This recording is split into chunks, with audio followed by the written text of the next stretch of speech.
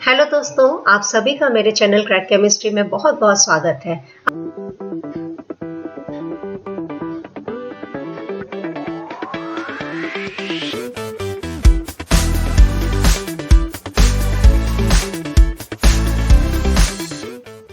आशा है आप सभी लोग बहुत अच्छे से होंगे। आज मैं आप सभी के सामने जो टॉपिक लेके आई हूँ उस टॉपिक का नाम है electron displacement in covalent bonds.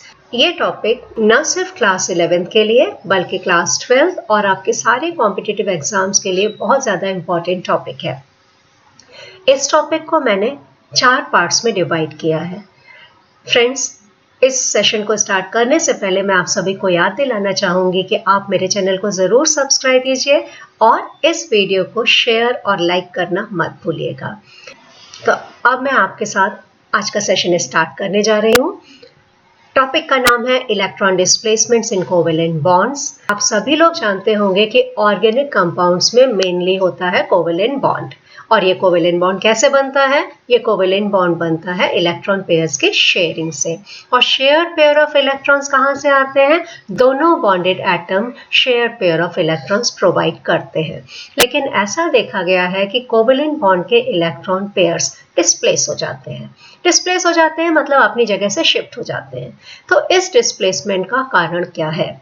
इस डिस्प्लेसमेंट का कारण हो सकता है या तो ये अपने आप डिस्प्लेस हो गए, दूसरा रीजन हो सकता है ये किसी एटम या ग्रुप ऑफ एटम्स के इन्फ्लुएंस में आके डिस्प्लेस हो गए, और तीसरा रीजन हो सकता है कि किसी एप्रोप्रिएट अटैकिंग रिएजेंट की प्रेजेंस में ये डिस्प्लेस हो गए।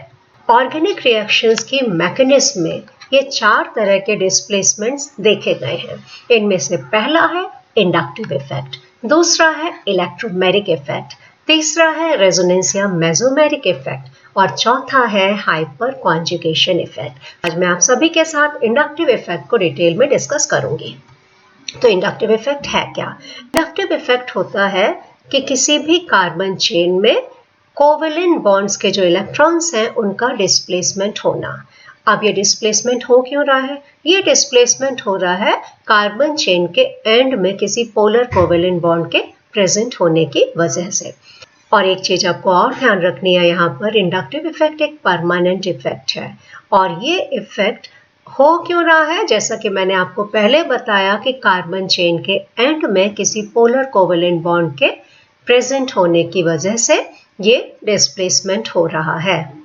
इस इंडक्टिव इफेक्ट को समझाने के लिए मैं एक सिंपल सा एग्जांपल ले रही हूँ।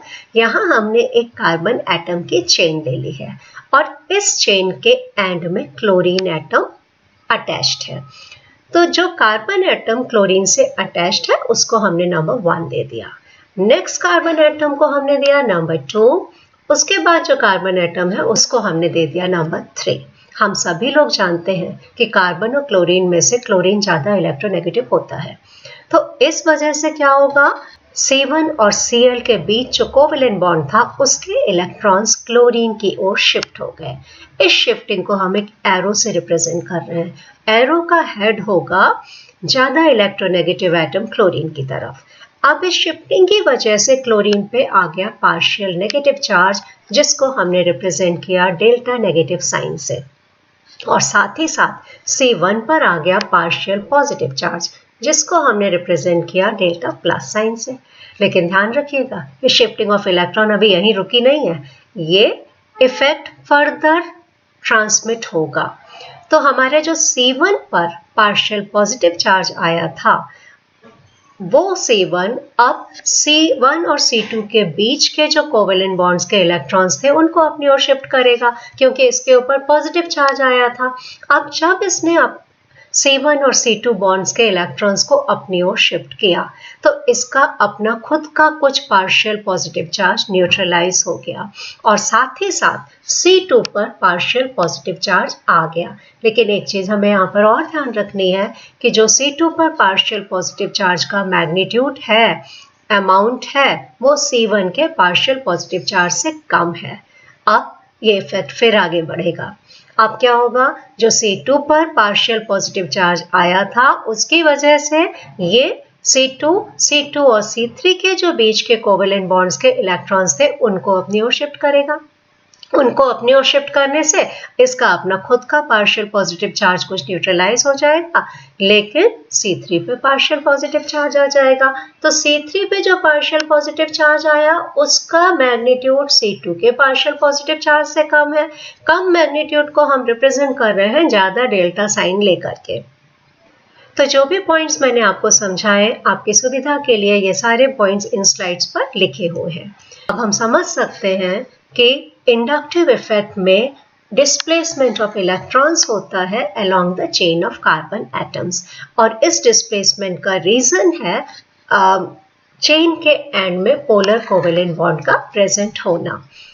एक और पॉइंट मैं यहाँ पर मेंशन करना चाहूंगी कि ये एक परमानेंट इफेक्ट होता है, और इस इफेक्ट में जो शिफ्ट ऑफ इलेक्ट्रॉन डेंसिटी होती है उसको हम रिप्रेजेंट करते हैं एरो से, और एरो जो है पॉइंट होता है पार्शियल पॉजिटिव चार्ज से पार्शियल नेगेटिव चार्ज की ओर। अब यहाँ पर मैं दो इंपॉर्टेंट पॉइंट्स आपके साथ शेयर करना चाहूंगी।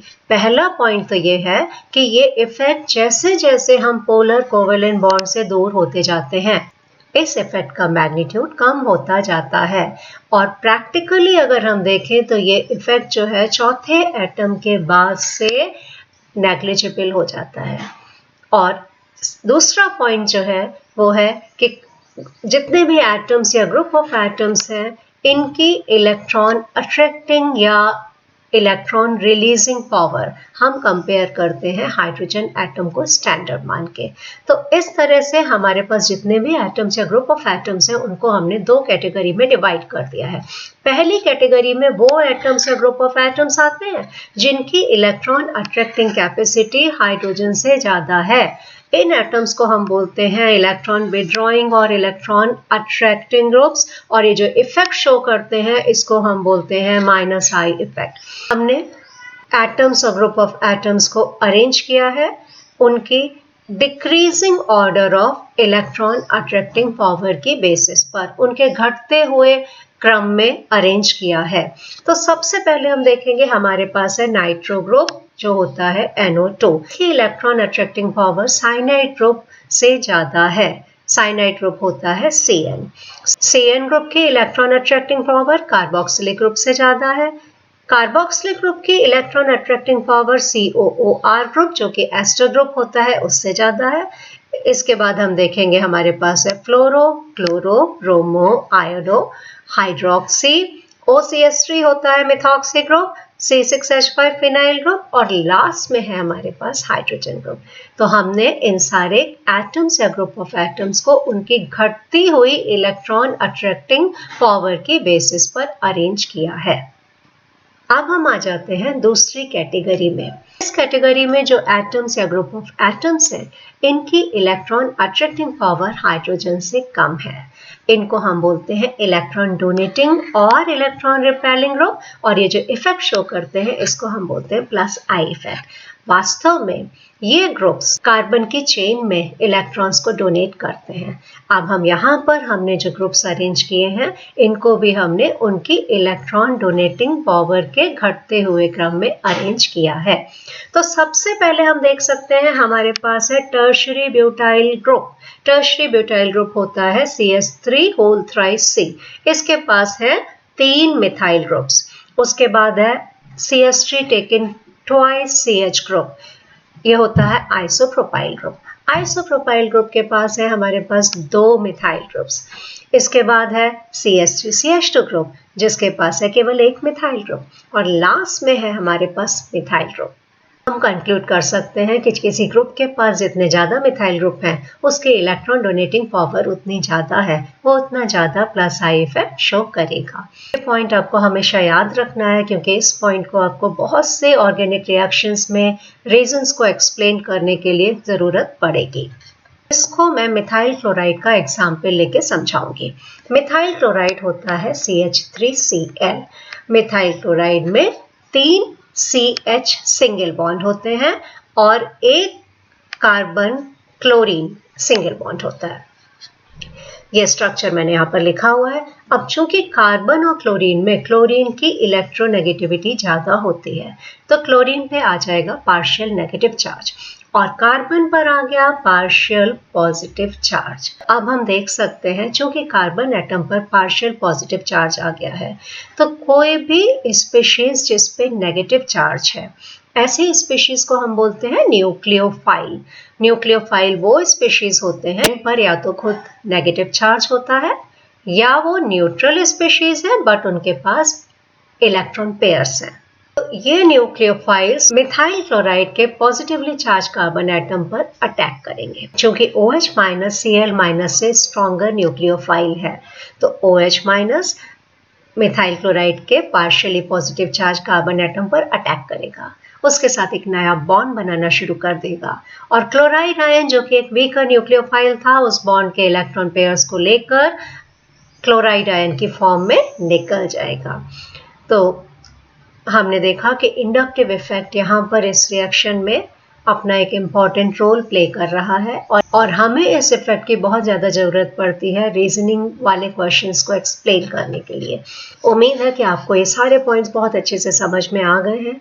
इस वीडियो को देखने के लिए आप सभी का बहुत बहुत धन्यवाद। मेरे चैनल को सब्सक्राइब करना मत भूलिएगा और साथ ही साथ इस वीडियो को लाइक और शेयर ज़रूर कीजिए। Thank you so much. Have a nice day.